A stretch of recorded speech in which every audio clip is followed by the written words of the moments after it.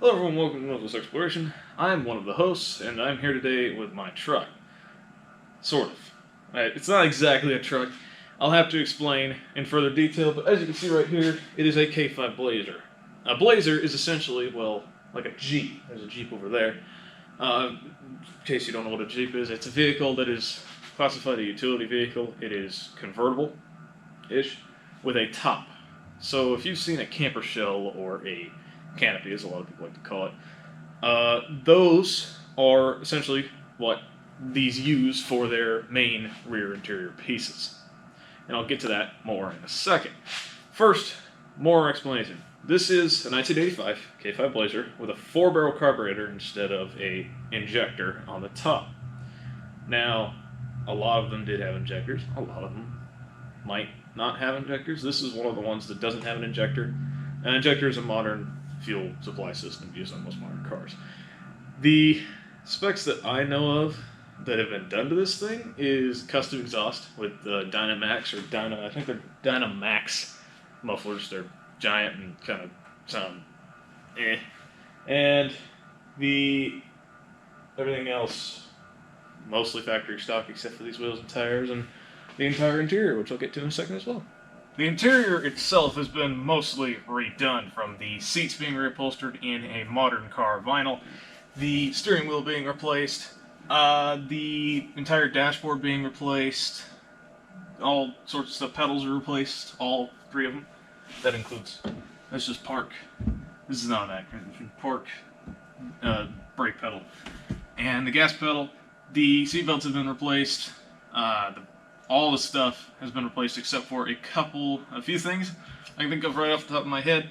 Mostly the rear armrests are still blue. This bezel piece is factory stock, still has the number 62 written on it. The piece that you can't see right up there with the Silverado logo and the vents and all that, that's all original. And this whole thing going down to here is original. This steering column is original. A couple of vent pieces down here are original.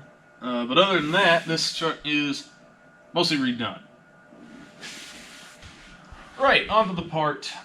You might have been wanting to know, why is this not a truck? Well, there's a back seat right here. And this entire space gets closed in with the top I just set the camera on to do the first part of this video. Yeah. Anyway, the tops are relatively cheap, depending on the quality of the top at the current time.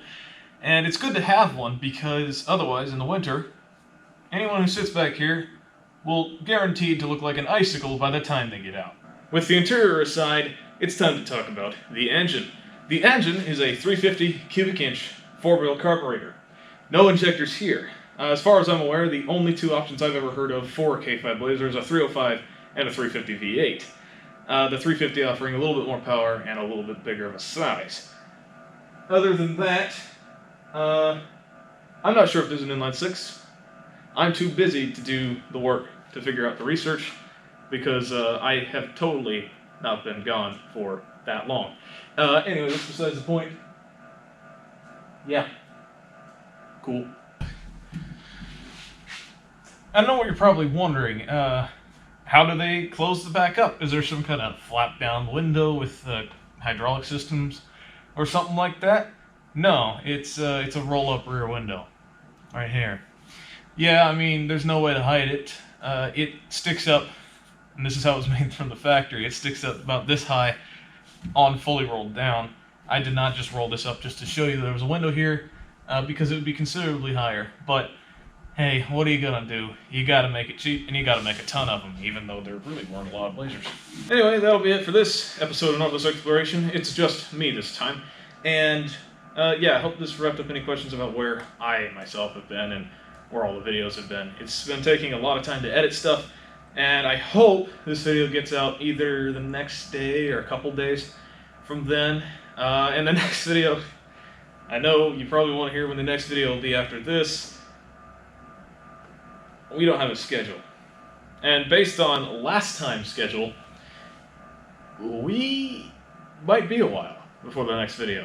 Anyway, this has been me, one of the hosts, signing off.